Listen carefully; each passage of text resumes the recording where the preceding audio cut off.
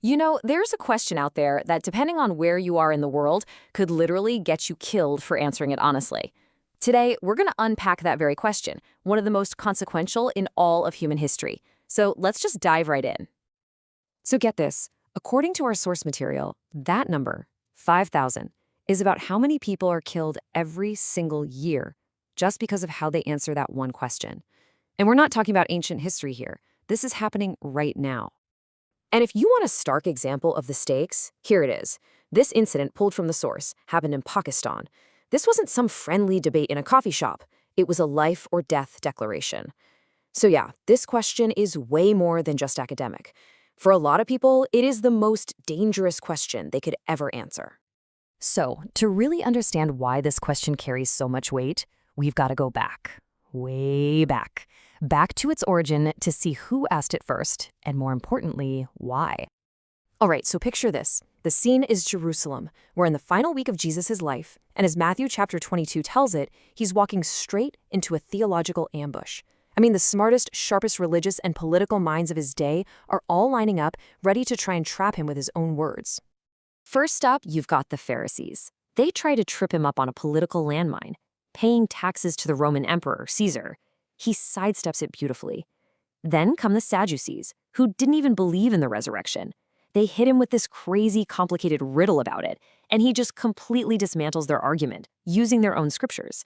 And finally, a legal expert steps up to test him on the single greatest commandment, and each time, he leaves them speechless.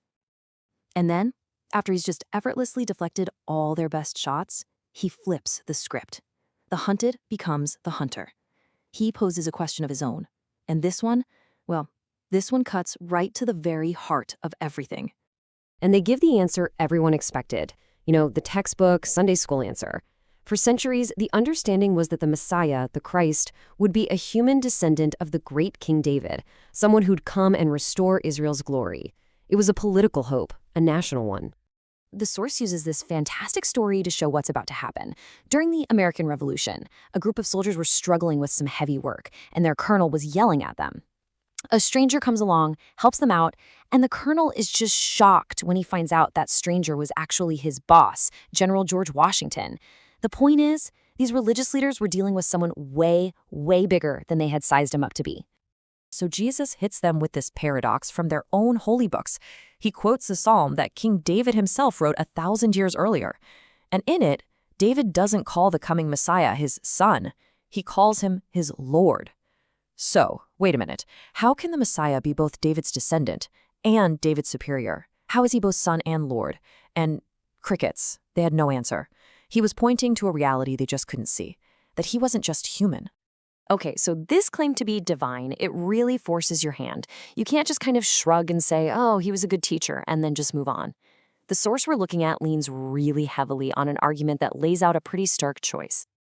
Now, it's really important to say that billions of people all over the world see Jesus as an incredible figure. In Islam, he's a revered prophet. In Hinduism, an enlightened guide. For many, he's a wise man. So there's this huge common ground of respect, but it stops short of worship. But is that position, great moral teacher, actually logical? Well, the famous author C.S. Lewis argued, no, not really. He came up with this idea that's now known as the trilemma, and it basically says that based on the things Jesus said about himself, we're really only left with 3 possible conclusions. And here are the options. 1. Jesus was a liar who knew he wasn't God but tricked people anyway. 2. He was a lunatic, sincerely deluded but completely mad. Lewis famously said this would put him on the level of a man who says he's a poached egg. Or 3. He was exactly who he claimed to be, Lord. Lewis's whole point is that the one thing you can't reasonably call him is just a great human teacher. And this is where the argument really clicks. Think about it. A good moral teacher might tell you, hey, you should forgive other people. But Jesus looked at people and said, I forgive your sins. In his culture, that was something only God could do. He also accepted worship, which no other prophet or angel in the Bible ever did. See, those actions just catapult him right out of the good teacher box. And he wasn't subtle about it. Look at this. When God first revealed his personal name to Moses, it was, I am. Centuries later, Jesus is in a heated argument and declares, before Abraham was, I am. He takes that exact divine name for himself. And the people who heard him, they knew exactly what he was claiming. They immediately picked up stones to execute him for blasphemy. And all of this brings us right back to where we started. Answering the question, what do you think of the Christ, has always come with a cost. It's a reality that's been woven through history since day one. You can literally trace a line through history.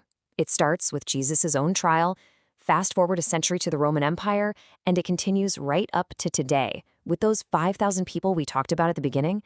Making that confession has consistently been a life or death choice.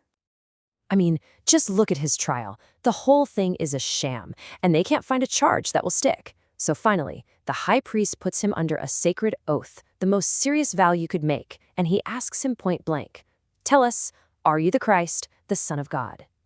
All Jesus has to do to save his own life is stay quiet or just say no. But he doesn't. He looks him in the eye and gives a direct, unmistakable answer. It is as you say. He confirms it, knowing full well that he just signed his own death warrant. The source uses this as the ultimate example of what it means to stand by your confession, no matter what. And get this, less than 100 years later, we have this incredible piece of history. A Roman governor named Pliny writes a letter to the emperor, and he's basically confused. He says he's been executing these people called Christians, whose only crime is that they confess Christ. He tells the emperor that they would rather die than curse their Christ or burn a pinch of incense for the emperor. Their confession was worth more to them than their own lives.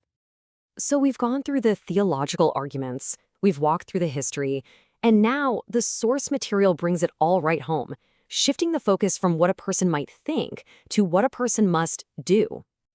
And this is such a crucial distinction. The Bible itself points out that a lot of people, even powerful leaders back then, believed in their heads that Jesus was the real deal. But they kept it a secret. Why? Because they were afraid of what people would think. They didn't want to lose their status. Their private belief never became a public confession, because at the end of the day, they cared more about human approval than God's. And that leads us to the final, challenging idea this whole explainer leaves us with. The real question maybe isn't just an intellectual one. Maybe it's a call to action. Because the source suggests that in the end, the ultimate question isn't just what do you think, it's what are you going to do with what you think? And that's a question every single one of us has to answer.